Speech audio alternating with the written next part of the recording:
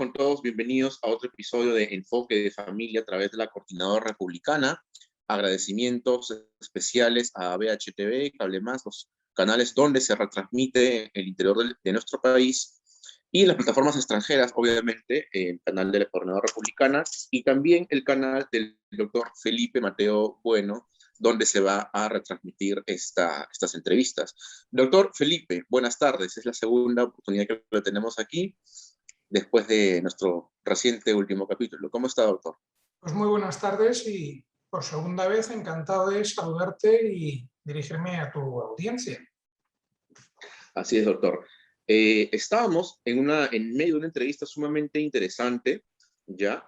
La que se pasó la semana pasada, y estábamos precisamente hablando sobre los temas de denuncias falsas, sobre síndrome de alienación parental, sobre dos perspectivas, las cuales ya, ojo, en este episodio vamos a hablar de cosas muy técnicas. Si perdieron la hilación, vuelvan al capítulo anterior para que más o menos entiendan de lo que vamos a hablar, porque tenemos que hablar en profundidad, no solamente en extensión.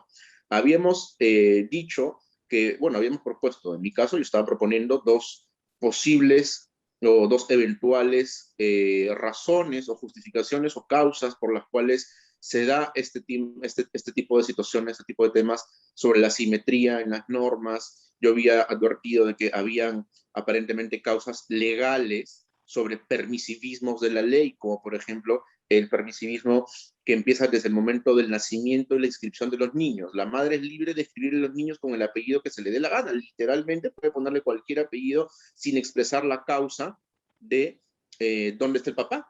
Hay que ver una película, ¿dónde está el fantasma? ¿Dónde están los policías? ¿Dónde está el papá también? ¿No? Y de otro lado está el tema del abuso por parte de la sociedad de estas falencias normativas, ¿no? Que terminan transgrediendo, en el caso planteado de la madre que le pone el apellido que quiere al hijo, ¿no? Transgrede derechos fundamentales de los niños, como por ejemplo... Pero te recuerdo una cosa, como te decía en la anterior entrevista, te olvidas de algo todavía más importante. Tú estás diciendo la madre tiene derecho a poner los apellidos que quiera, si quiere que aparezca el padre, si no quiere que no aparezca el padre.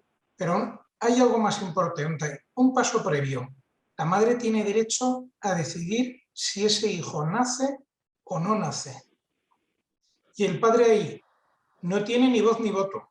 Yo soy abogado en España, desconozco la ley en Perú, pero en España la madre tiene derecho a decidir si cuando inscribe al niño en el registro civil figura el padre o no.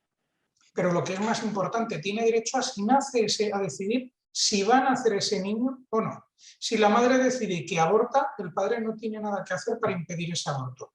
Y si una vez que nace la madre decide que no conoce al padre y que le pone otros apellidos, le pone los suyos, pues el padre tampoco puede hacer nada salvo luego acudir a un procedimiento judicial y reclamar la paternidad y decir quiero que se me reconozca como padre y que el niño lleve mi apellido, bien sea en el primer o segundo lugar.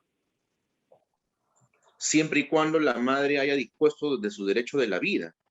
Siempre y cuando haya nacido el niño, porque si la madre decide abortar, es que el padre no tiene nada que hacer.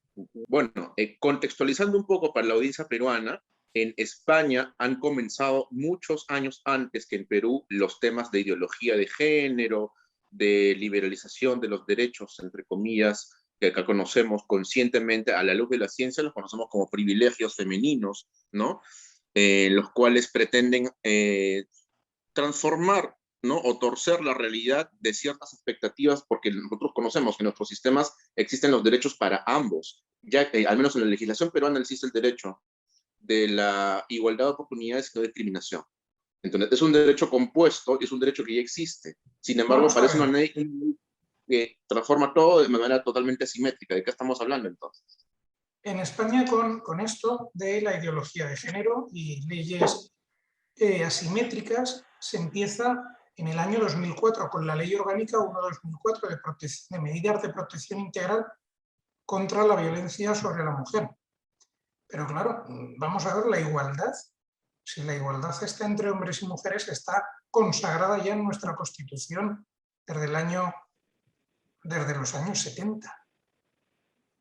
Ahora el feminismo en España no busca igualdad, busca privilegios. y no se están torciendo algunos principios, se están retorciendo. Y hablando de un término muy técnico que dicen discriminación positiva, pues parece que en nombre de la discriminación positiva podemos hacer todo tipo de aberraciones, como por ejemplo cargarnos el derecho a la presunción de inocencia, que no es cualquier cosa. O el derecho a la vida, según el último comentario. Bueno, pero el derecho a la vida ahí entraría dentro de otro debate, no entra dentro de lo que es la ideología de género precisamente. El derecho a la vida se lo cargan desde el momento que se aprueba una ley del aborto y se dice, pues mire, usted puede abortar y además no hace falta que el padre sea ni tan siquiera consultado, ¿vale? Claro, ni siquiera consulta y con Pero el tema de las causas. la ley del aborto es anterior a la Ley Orgánica 1/2004 que mencionaba. Así es, hay que tomar en cuenta para contextualizar. Aquí en Perú, la ley es clara y el aborto consagrado o el aborto legal existe. Entonces, a mí me da risa cuando salen a gritar, aborto legal, un ratito. El aborto como tratamiento terapéutico o como con protocolo médico existe y no está penado. Entonces, no existe la ideología sociológicamente hablando, ¿no? Las intenciones sociológicas de aborto legal. Un ratito, el aborto ya es legal, pero no está liberalizado, que es lo que quieren, ¿no? Siempre Bueno, que se trata de un aborto aquí con prescripción existe el médica. aborto que se puede llevar a cabo dentro de unos supuestos, pero bueno, Exacto, en la práctica podemos decir que es un aborto libre. En la práctica, claro. porque es muy fácil entrar dentro de esos supuestos. Exacto, lo que piden es aborto libre, liberalizar el aborto. Estamos hablando de más allá de los 3 meses de concepción y todo lo demás, una serie de aspectos técnicos con los cuales ya se estaría directamente confrontando el derecho a la vida y más allá, porque vamos a hablar de términos jurídicos aquí, estamos hablando de derecho genético. ¿Qué nos dice el derecho genético? Acá tenemos un profesor con el cual discrepo en muchas cosas, en particular el doctor Garci de la Universidad Católica del Perú, pero él es uno de los primeros profesores que traen lo que es derecho genético en Perú, ¿no? Y el derecho genético te habla de paridad, es decir, el cromosoma humano es mitad femenino y mitad lo que aporta el varón. Por ende, los derechos de tutela y los derechos inherentes a cada padre vendrían a ser iguales. Por ende, este tipo de normativas estarían rompiendo ese tipo, tanto que piden paridad, bueno, son los primeros en romper los criterios de paridad, porque no respetan el derecho genético, ¿no? En España, doctor, está desarrollado el derecho genético más que en Perú, asumo, ¿no? Bueno, en España hay toda una normativa al respecto, pero yo ahí sí que ya no entro. Yo mi especialidad es el derecho de familia, penal relacionado con familia, y no me gusta hablar de lo que no domino. Claro, es que también para hablar de derecho genético son protocolos médicos, son los médicos los que tienen que hablar al respecto.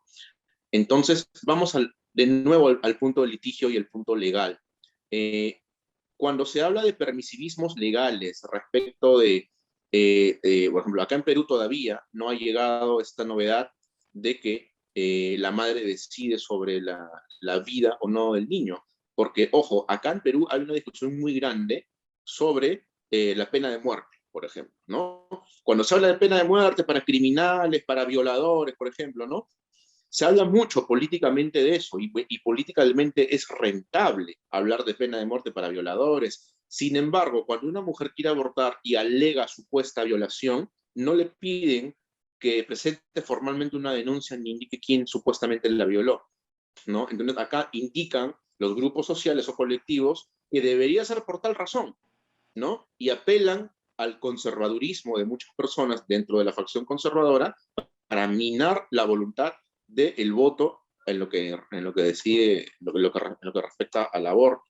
Entonces, desde allí, desde el nacimiento y la institución de los niños, ya tenemos problemas muy graves. Entonces, de allí en adelante, ¿no? ¿Qué cosas más podría ocasionar, qué problemas más podrían haber a partir de una inscripción mal realizada? ¿Qué tipos de demandas existen a través de una inscripción mal realizada? Le contaba de un caso que vamos a ponerlo después, pero coméntenos cómo está en España las situaciones que ocurren a través de una inscripción mal realizada, qué derecho se vulnera, ¿no? Vamos a ver, entiendo que cuando hablas de inscripción mal realizada te refieres a que no figure el padre, no figure el progenitor como padre de ese menor. ¿Qué derecho se le priva? Pues evidentemente mientras no figura el padre, el progenitor como padre de ese menor, de ese niño, pues no tiene ni voz ni voto. No tiene patria potestad, no puede tomar decisiones sobre la vida de ese menor, no puede participar en la toma de decisiones importantes en la vida de ese menor, como cuestiones relativas a la salud o a la educación, y evidentemente, digamos, no es nadie. ¿Qué pasa? Ese padre, si tiene la certeza de que es padre de ese menor, lo que puede hacer es ir a un procedimiento judicial, pedir que se hagan unas pruebas de paternidad, que sea reconocido como padre de ese menor, y a partir de entonces ya es cuando podrá optar, pues, a una guardia y custodia compartida o a un régimen de visitas, etcétera, etcétera, etcétera. Y a partir de ese momento sí que tendrá derecho a participar en las decisiones relativas a la vida de ese menor. Pero mientras tanto, realmente es como si no existiera. Consulta técnico-jurídica, doctor. ¿En España existe un procedimiento nominado, un procedimiento formal para lo que se conoce como la acción reclamatoria de paternidad? Bueno, es un procedimiento de paternidad.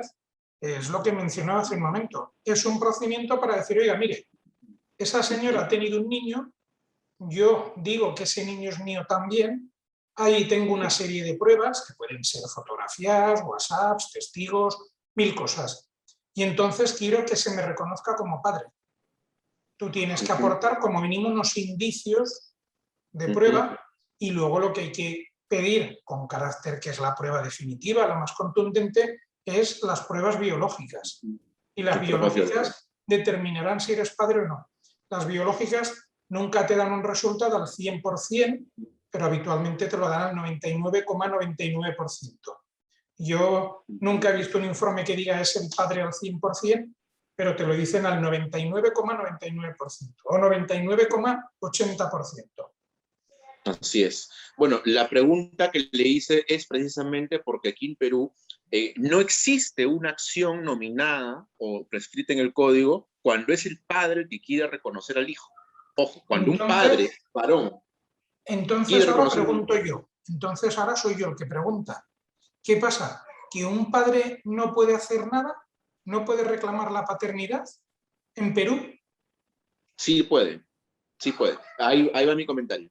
Lo que pasa es que como acción nominada, aquí en Perú tenemos la ley de filiación rápida, pero es una ley que es bastante confusa, porque si tú la lees, dice la madre, ojo, dice la madre que presuma que el padre es tal persona, puede iniciar el procedimiento de filiación rápida, señalar quién es el padre, si no contesta en 3 días, ¿Y el padre? se presume que... ¿Y el padre? ¿La ley menciona al padre? Porque menciona, claro, lo que me estás diciendo es que la madre puede pedir. Pero, ¿y el padre puede pedir? No, ahí está el tema. Ahí está el tema gordo. La trampa de la que quiero hablar. Cuando se trata de la mujer aquí en Perú, cuando la mujer quiere reclamar la paternidad de su hijo, simplemente se adhiere a la nueva ley de filiación rápida, bueno, tampoco es tan nueva, tiene ya muchos años, ¿no?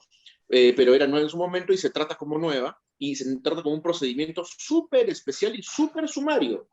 Es decir, la madre que presume que el padre es tal persona y que por X motivos no lo firmó, no lo llegó a firmar, o incluso me ha llegado un caso de que lo firmó mal, ya que hay un tema particular que es el caso que vamos a comentar después, ella simplemente se adhiere a la ley de filiación rápida y se acumula de inmediato con alimentos.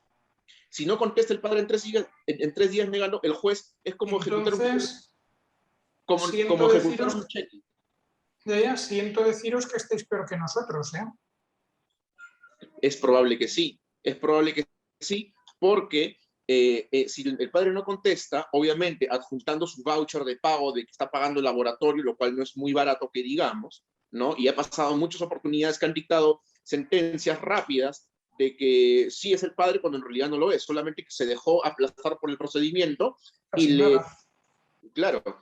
Sin embargo, ¿qué pasa? Esta ley determina el procedimiento en 6 meses y sí es bastante rápida y sale con todo y con alimentos. ¿Ya? Entonces, ¿pero qué pasa? Cuando es el padre, el hombre, que quiere adherirse a esa norma de filiación rápida, no puede. Los jueces lo niegan y ya he visto casos en los cuales esta ley es para no, y te niegan la demanda. Cuando es el varón... Un hombre no puede reclamar la paternidad.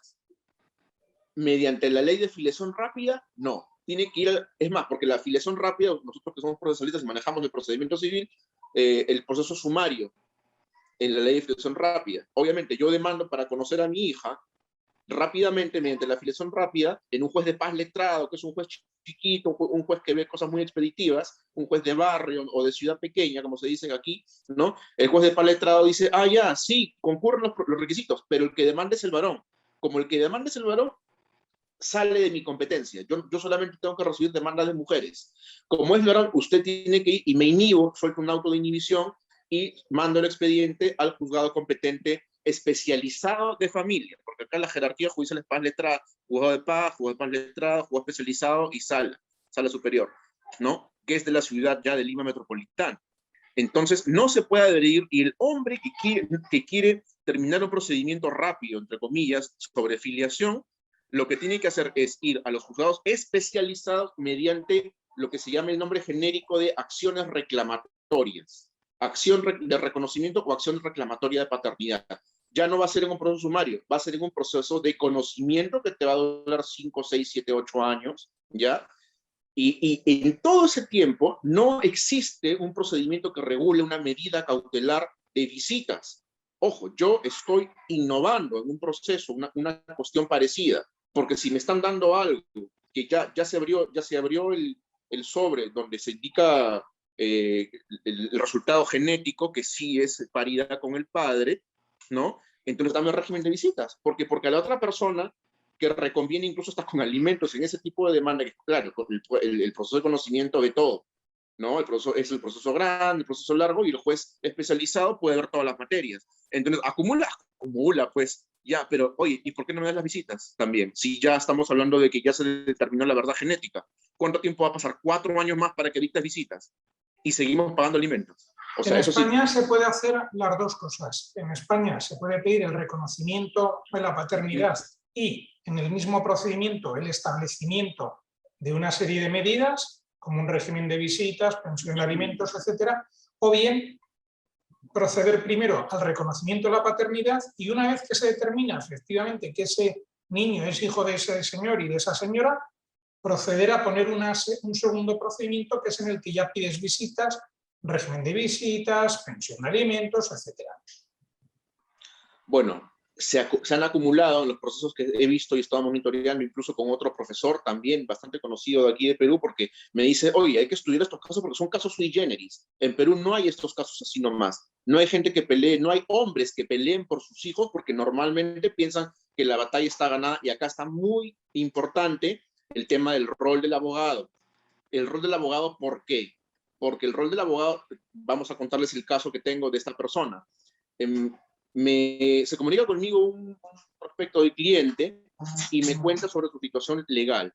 ¿Qué es lo que pasaba? Lo demandaron a él por filiación. Bueno, es un tema ya, estos temas son de años en realidad, nos remontándonos al pasado, sería mucho contar. Firma mal o no firma, le hacen el avión de manera increíble, él va a firmar a su hija, lo mandan a sacar copias y cuando regresa la señora ya había salido con la hija en sus brazos ya firmada y le dice no pasó nada, ya te declaré que eres papá y no pasa nada. La niña efectivamente tiene el apellido del padre, lo tiene. Sin embargo, cuando él se da cuenta no estaba la firma del papá. O sea, estaba declarado por la madre porque acá había un tema de que la señora estaba casada y no quería que el hombre firme, ¿no? Entonces pasan los años y cuando él se da cuenta y quiere pedir visitas, ¿no? Resulta que no le dan. Dice, no, no eres el padre. Ah, hay que iniciar una acción de filiación desde cero. ¿No? ¿Qué significa eso? Que él tenía que iniciar la acción. Desde que tocó el tema, le prendió las lucecitas a la señora y la señora lo demanda por la ley de filiación rápida. Lo filian rápidamente, él aparece como demandado en la filiación y acá es el punto neurálgico, que es para nosotros los abogados. El abogado que él tiene es un abogado de litigio, un abogado que le decía, uy, no, yo te gano el proceso. Pero en la cabeza, yo no sé, en realidad los abogados no hablamos mal del performance de otros abogados, pero mire lo que había hecho este abogado. En la contestación de demanda de filiación, niega a la niña. Una niña que el señor ya había criado, la niega y pide prueba de ADN. El proceso se alargó 2 años más. Bueno, la primera regla es que un abogado nunca puede garantizar un resultado. Para mí, un abogado que diga esto te lo voy a ganar, ya empezamos mal. Es un mal abogado. Yo siempre les digo a mis clientes que si encuentran un abogado que les garantice el resultado, que se lo pidan por escrito. Que le digan, mira, me lo das por escrito, me lo firmas. ¿eh? A Claro. ver quién es el guapo que firma eso. Bueno, Un parece abogado que en no la puede garantizar mentalidad, un resultado porque depende de una tercera persona, que es el juez. Quien decide es el juez, no los abogados. vamos a la idiosincrasia, o sea, la forma de ver la vida. Este abogado que tenía el caso, y cuando yo leo, le digo, oye, pásame tu contestación de demanda para ver si has negado la paternidad o no. Y él que había firmado el cliente, que el cliente no está en obligación de conocerte de derecho. Él había firmado y dice, oye, hermano, mira, ¿sabes qué? Brother, acá dice lo siguiente. Acá dice, me niego que la niña sea mía y pido prueba de ADN. Porque claro, pues no procede la orden judicial de la prueba de ADN si no te niegas, pues. Entonces, después de Te 2 años pregunto vienes... una cosa por curiosidad. Te pregunto por curiosidad. ¿En Perú los clientes firman también las demandas? Sí, sí, sí se Sí. firman. Claro, ¿Y existe el texto restricto. en Perú existe la figura del procurador?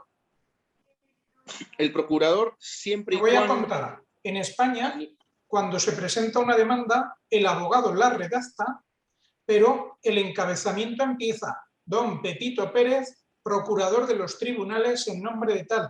El procurador, digamos que es un intermediario entre el abogado y el cliente y los tribunales. Es una cosa muy curiosa, porque yo le doy la demanda al procurador, el procurador la presenta, a él le notifican las cosas, él me las notifica luego a mí, yo al cliente. Es una figura. Hay países en la Unión Europea, por ejemplo Francia, que están aquí al lado. Pues en Francia ¿Cómo el figura? procurador no existe. Y tengo ¿Cómo curiosidad de saber si funciona? existe en Perú. ¿Cómo funciona la figura del procurador? ¿Es beneficiosa en términos generales? Vamos a ver, seamos realistas.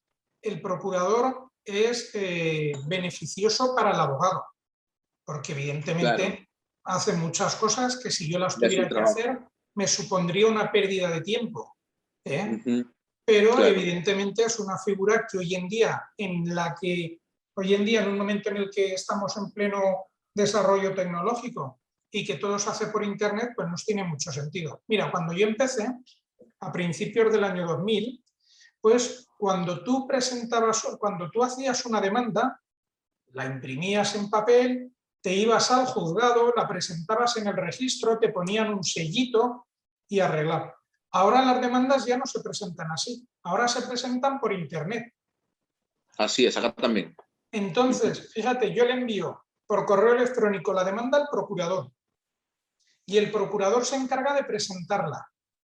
Y luego el juzgado todas las notificaciones no me las hace a mí, se las hace al procurador. Entonces dices, es una figura que desde luego al abogado le facilita mucho el trabajo, porque yo hay un Claro, montón de cosas de las que me desentiendo, me despreocupo, claro. ¿eh? Bueno, es por Pero, eso que pero aquí en evidentemente Perú los abogados, es una figura que no es imprescindible.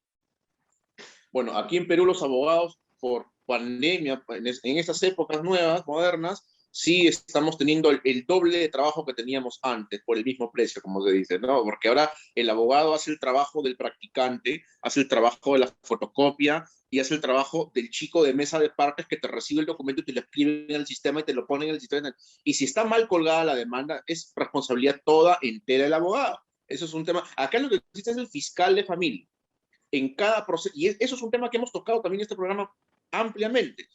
Existe un fiscal de familia en cada proceso de familia en el cual está el juez, el fiscal de familia que emite un dictamen.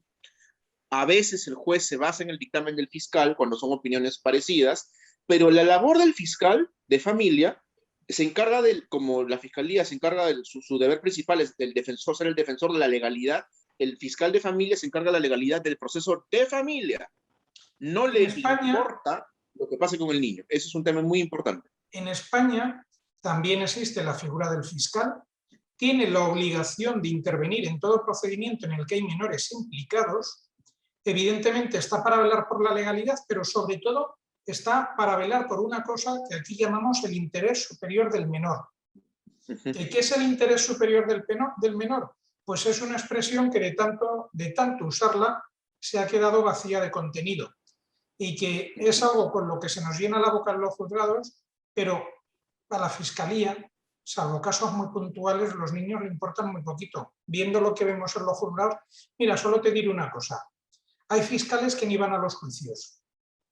Entonces dices, ¿cómo se puede velar por el interés superior del menor cuando tú ni te molestas en ir a un juicio en el que hay menores y por ley tienes que ir? Ujú. Bueno, estamos de cabeza en muchas cosas y bastante similares en muchas cosas en Perú y en España. La situación respecto a los procesos judiciales, existe el fiscal de familia, hemos rogado muchas oportunidades en este programa porque si bien hay un fiscal de familia que supuestamente vela también por el interés del menor, se supone, entre comillas, porque en estos procesos todos estamos con la bandera, se supone, todos estamos con la bandera del interés del menor. Sí. Está en boca de todos, pero no existe ningún fiscal que se le acerque al niño y le pregunte, niño, obviamente hablar con niños hay que ser pedagogo para hacerlo, evidentemente, ¿no? Pero no hay nadie que le pregunte al niño, ¿cómo estás? ¿Has visto a tu papá? ¿Has visto a tu mamá? ¿Quieres irte 3 días con papá? ¿Quieres irte 3 días con mamá? ¿Hace cuánto tiempo que no ves a papá? ¿Hace cuánto tiempo que no le das un abrazo a tu papá, a tu mamá? ¿No? Entonces, el interés superior del niño, ¿dónde quedó? En ¿No? España, al hilo de lo que comentas, lo que tenemos es la exploración judicial de menores y la prueba de gabinete psicosocial. Cuando los niños tienen 12 años o más, o se supone que tienen la suficiente madurez, se someten a lo que se llama la exploración judicial. Quiere decir que el juez habla con el niño. Habitualmente, como norma general, el Ministerio Fiscal está presente también ahí. Entonces, tanto el fiscal como el juez escuchan al menor. Y me dirás, ¿y qué pasa con los niños más pequeños? Los niños más pequeños son oídos o escuchados en el gabinete psicosocial y ahí ya son vistos por psicólogos adscritos al juzgado o designados por el. Bueno, sí, acá existe lo que es la cámara Gesell, pero para temas muy particulares de violencia y, ¿no? La Que cámara también, Gesell se usa principalmente, yo siempre que la he visto usar en España, es en procedimientos penales. exacto, en temas más que nada Temas de penales. maltrato, abusos a menores, etc. Porque para todo lo demás existe algo parecido a una institución alícuota, la que me está comentando de la exploración judicial, existe lo que es la entrevista del juez, del fiscal, del secretario del juzgado, y el juez Muy entrevista bien, al pues niño, es que ¿no? estamos hablando, yo creo que estamos hablando prácticamente lo mismo. La exploración, aquí lo llamamos exploración judicial, ahí le llamas entrevista del juez, del secretario, del fiscal, pues es que prácticamente veo que estamos igual. Claro, la legislación comparada entre Perú y España es bastante igual, bastante homogénea, salvo que en España están bastantes años adelante que, que en Perú, pues no es por eso que nos preocupa, por ejemplo, cuando habla de que la madre decide sobre la vida del niño, dónde quedan los derechos del padre, han habido temas, casos hasta de suicidio de algunos varones, pero dónde queda esa problemática y el respaldo, lo que hace simplemente es el Estado, en lugar de respaldarlo o de coberturar esa problemática, lo que hace es anular o callar esas voces, ¿no? Cuando uno pide, en la entrevista anterior conversamos, cuando uno pide estadísticas, existe una estadística que no existe en el Ministerio de la Mujer, que es dame tu estadística de denuncias falsas. En ¿Cuántas denuncias España, falsas has tenido? en España tenemos la manipulación mayor de los datos que se puede ver. Es increíble. Se cuentan, por ejemplo, las mujeres asesinadas a manos de sus parejas, pero sin embargo no hay un seguimiento, no hay una estadística de hombres asesinados a manos de sus mujeres.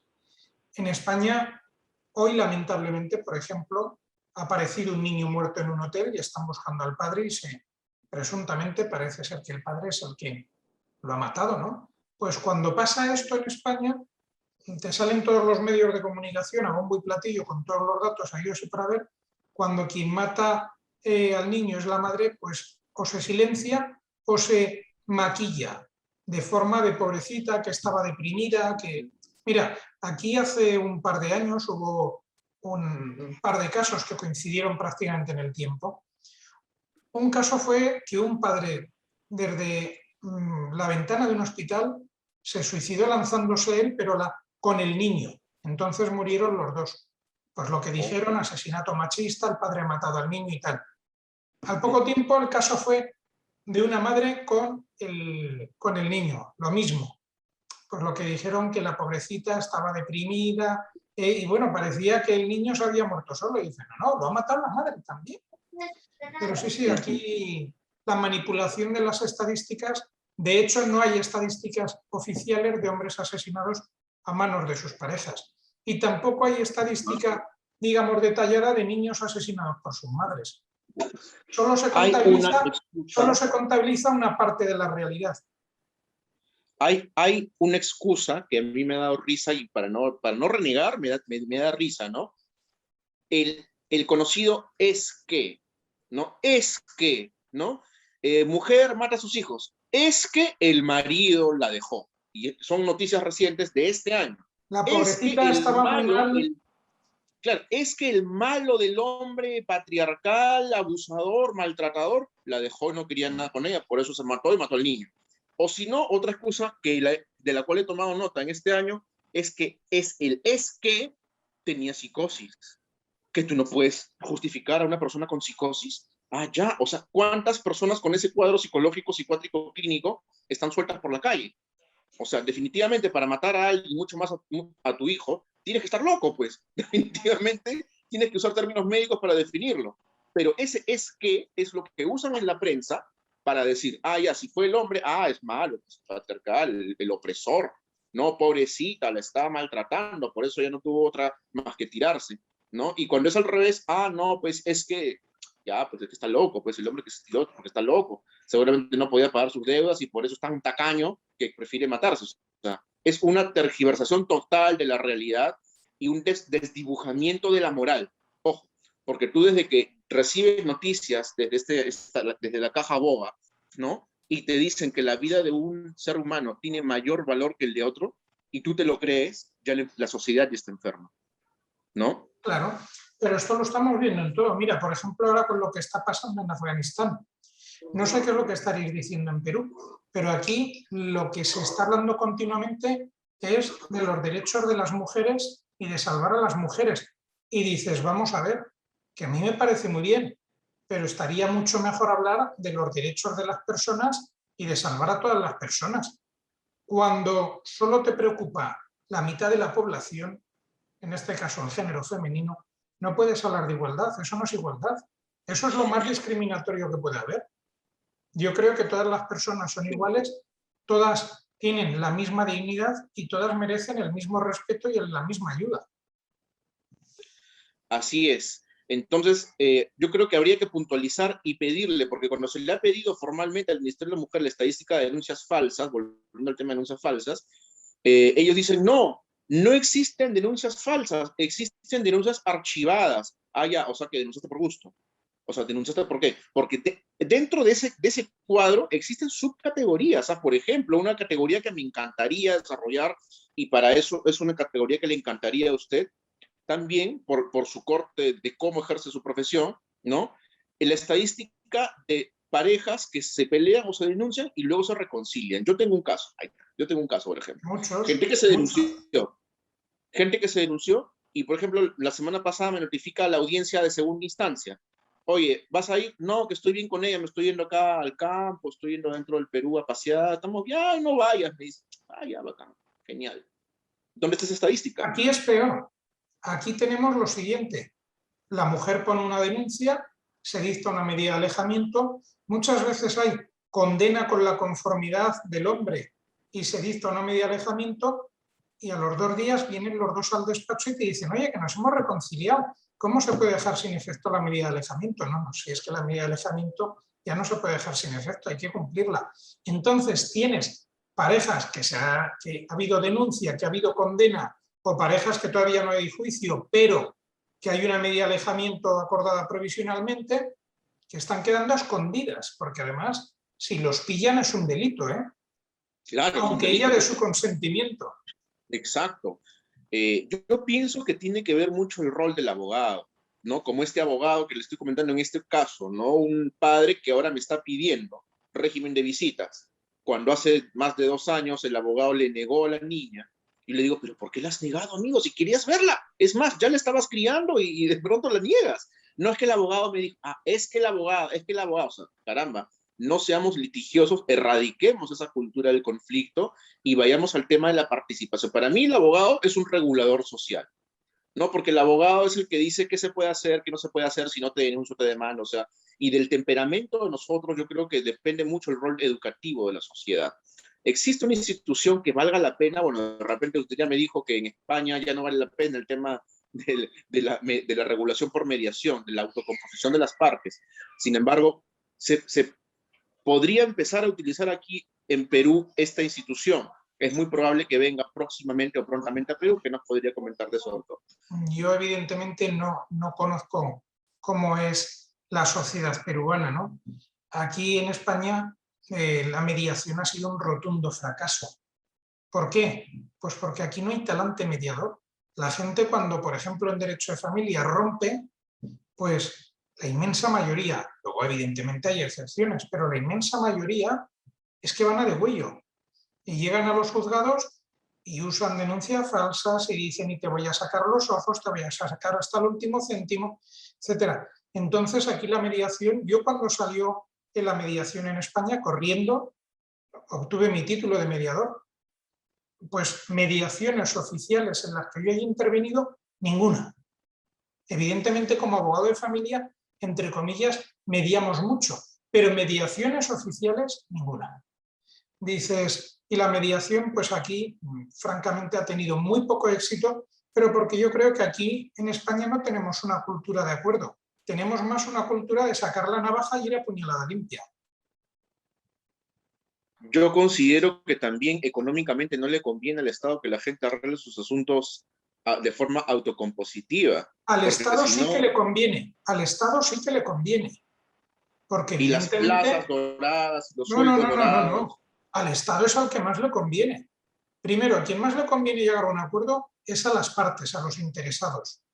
Y segundo, a quien más le conviene, en España la justicia está colapsada por falta de medios. Y hay procedimientos Claro. que se eternizan. Yo hay procedimientos que he empezado hace varios años. ¿Qué pasa? Que si hubiera acuerdos, la gente ni llegaría al juzgado. Ojo al Claro. dato. Al Estado sí que le conviene la mediación. Y, por ejemplo, en el ámbito laboral, yo soy abogado y graduado social. Yo cuando empecé a ejercer llevaba mucha materia laboral. En el ámbito laboral, la mediación, vamos, funciona de maravilla. Y hay, entre comillas, poco menos que te obligan a llegar a acuerdo. Pero vamos, la mediación al Estado sí que le conviene. Sería una forma de desatascar a la justicia y de evitar muchos costes, porque al fin y al cabo un procedimiento de años en el que intervienen jueces, fiscales, funcionarios, abogados, procuradores, es un procedimiento muy costoso. Mientras que la mediación, oye, en 2, 3, 4, 5 reuniones llegamos a un acuerdo, se cierra y fiesta. Evidentemente, a quien más le conviene la mediación es al usuario de la justicia y a la justicia. Luego, entre nosotros, y te lo digo así muy claro, y es quizás una de las razones por las que la mediación no triunfa en España, al que menos le conviene es el abogado. Claro. Hay abogados que lo que les gusta es de un problema, por ejemplo, de una ruptura, generar 20 litigios. Exacto. Pero ahí no están mirando por el interés del cliente, desde luego, están mirando por su interés. Es por eso precisamente que es difícil trabajar en el sector privado, ¿no? Porque en el sector público tienes su sueldo todos los días, pero el sector privado solamente sobreviven los que son buenos profesionales, ¿no? Y como buen profesional tienes que tener un buen aparato de colegas de distintas disciplinas, psicólogos, psiquiatras, que te apoyen con un caso en específico. Por ejemplo, un tema álgido de menores, yo como abogado no lo voy a ver solo, de inmediato lo tengo que llevar a un psicólogo. Y la verdad, yo no confío en el staff del Estado para arreglar problemas psicológicos de niños fuertes, ¿no? Entonces, ¿nos recomienda para Perú la institución de la mediación, doctor Felipe? Vamos a ver, yo la recomiendo para Perú, la recomiendo para España, la recomiendo para cualquier país civilizado. El problema es que funcione o no. Aquí en España, mi opinión personal es que la mediación ha sido un fracaso. Y es un fracaso. Sobre todo en la jurisdicción donde yo me muevo, que es la jurisdicción de familia. Pero como figura recomendable, por supuesto que sí que es recomendable.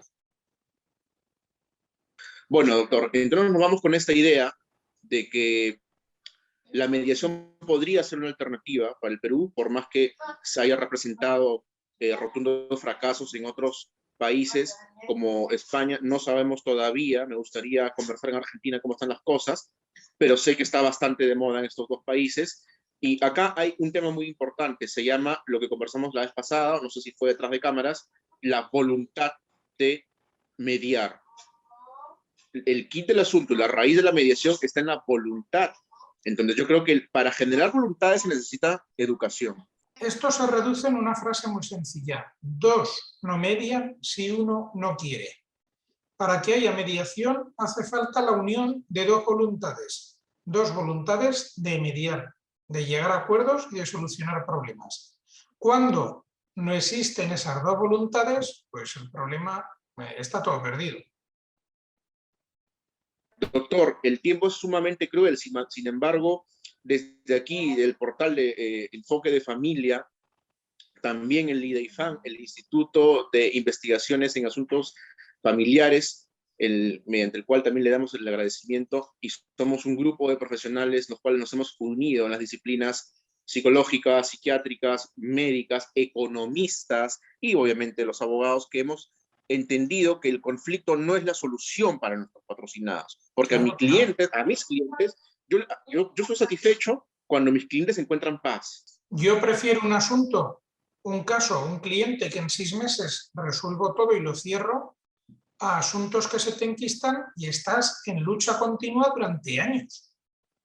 Y es importante, doctor, entender que al menos nosotros en el Instituto de Investigaciones Familiares, en el IDEIFAM que tenemos en Perú, creemos principios muy importantes. Por ejemplo, no existe la guerra ni el conflicto. El conflicto está en la cabeza de los guerreros que van al campo de batalla. Tú le quitas los soldados del campo de batalla y es un campo hermoso, es un páramo, ¿no? Tenemos otro principio que se llama, por ejemplo, la erradicación de la cultura del conflicto en un medio ambiente de paz. Lo que existe en el statu quo es la paz. En la ruptura de la paz siempre tiene una causa y una raíz. Por ende, la mediación tiene que ir orientada a ver por qué las partes ingresan en conflicto. El problema que hay en España es que en el momento en que hay una desigualdad gigantesca entre hombres y mujeres, el pleito es muy difícil llegar a acuerdo. Y me voy a explicar. En España, cuando una pareja se divorcia o rompe, una pareja no casada rompe, pues no son, las leyes son igual para todos, pero luego no se aplican de igual forma. Y tenemos que, si una mujer quiere conseguir la guarda y custodia, una pensión de alimentos, la atribución del uso de la vivienda y tal, pues lo tiene muy fácil. Pone una denuncia por violencia de género y automáticamente consigue todo. Sin embargo, el hombre no puede poner una denuncia por violencia de género, porque la violencia de género solo es la que sufre la mujer a manos de su pareja o expareja.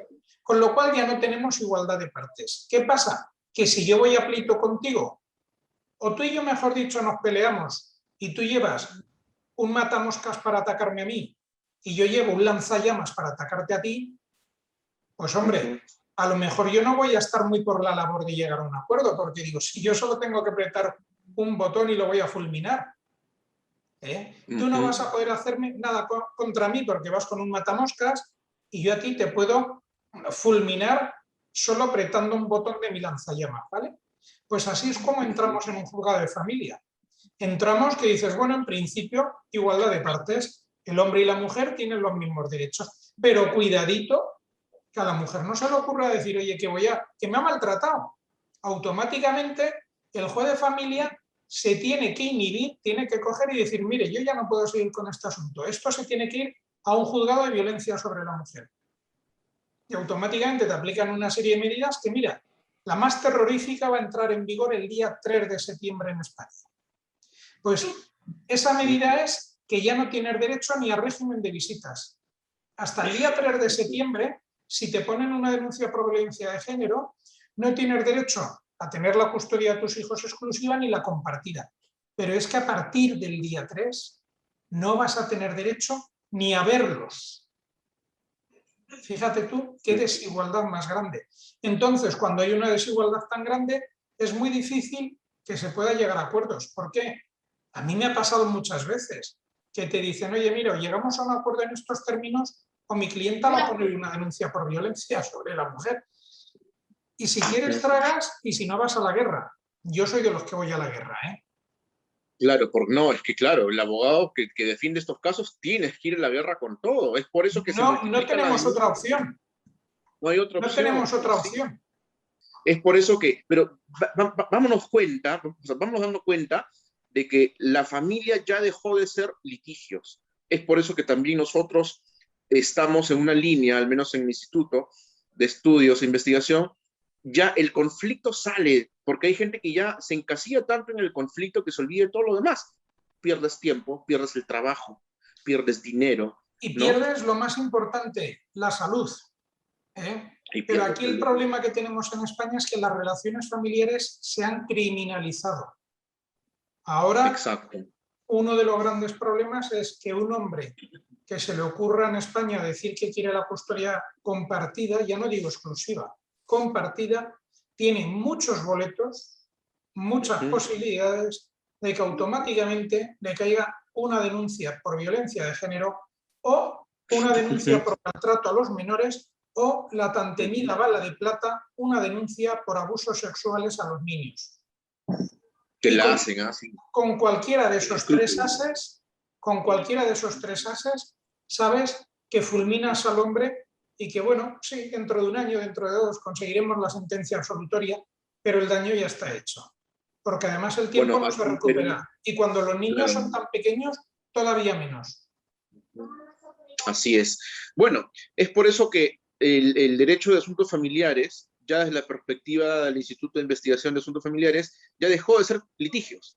Por eso, precisamente por eso, porque si te encasillas en el litigio, te vas a, el criterio judicial es ad infinitum, ¿no?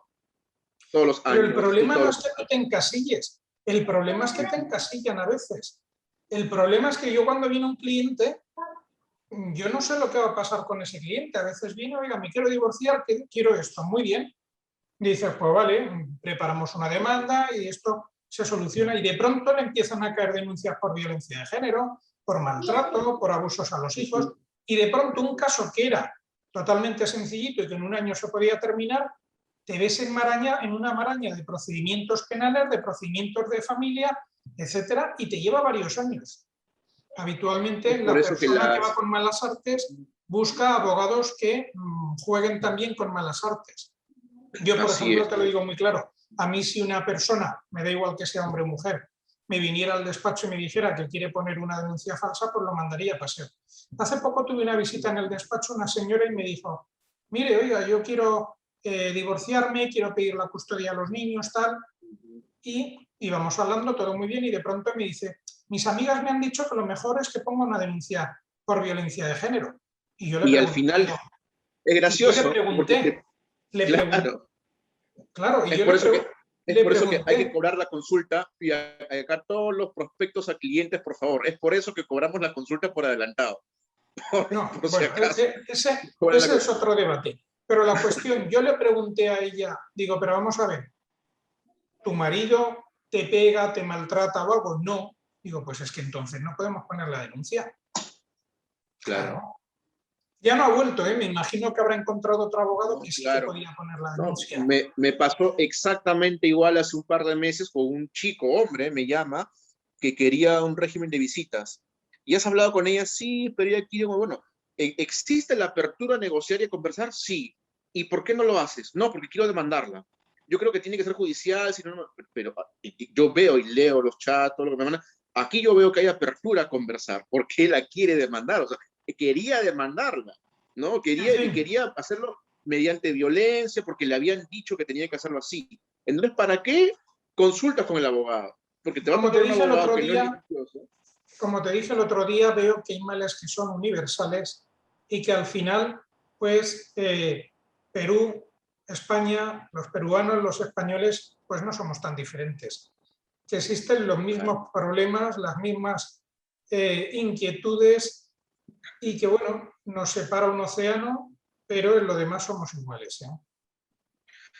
Existe lo que es la diferenciación, lo cual lo aprendemos aquí en Perú con el método Flint de resolución de conflictos, lo que es la posición del interés. Y a mí me molesta, porque dicen que hay un dicho que dice, ¿no? Que al abogado y al médico tienes que decirle siempre toda la verdad.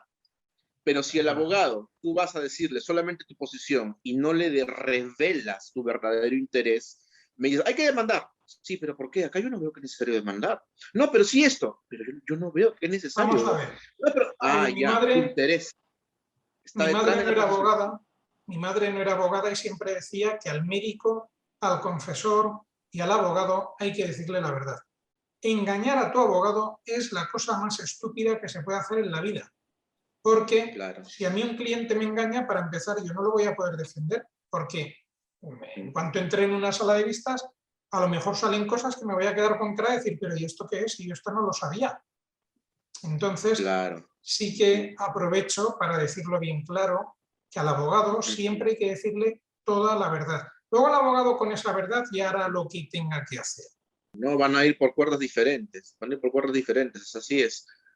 Doctor Felipe, con esta verdad nos retiramos y cerramos el ciclo de charlas y conferencias por Muy el bien. mes del niño en Perú a través de la Coordinadora Republicana, por lo cual le agradecemos muchísimo. Esperemos, obviamente, tenerlo nuevamente en algún foro, en alguna nueva entrevista, doctor. Y un mensaje para cerrar la entrevista al pueblo peruano, por favor, esto que está entre litigios, demanda, no demandos, la gente está muy convulsionada Pues el últimamente. mensaje sería el primero, que hay males que son universales, lo he dicho antes, y que aunque nos separe un océano, somos más parecidos de lo que pensábamos. Y lo segundo, yo sé que para los países de Latinoamérica, España es un referente y nos copian mucho a nivel jurídico. Pues mi mensaje sería que nos copien lo bueno, que por favor no nos copien lo malo. Doctor Felipe Mateo Bueno, muchísimas gracias por A su ti. entrevista, por su tiempo, por sus conocimientos. Un saludo a la Coordinadora Republicana, a todo el equipo de trabajo de Felipe Mateo Bueno Abogados allí en España. Un saludo a Padres Sin Gloria aquí en Perú, que también están luchando mucho y son nuestra fuente de inspiración para los abogados que luchamos por términos justos, ¿no? Y esta audiencia, gracias por su preferencia y nos vemos hasta una siguiente entrevista, doctor. Muchísimas gracias y hasta pronto. Gracias a la Coordinadora Republicana. Un placer, muchas gracias. Hasta pronto.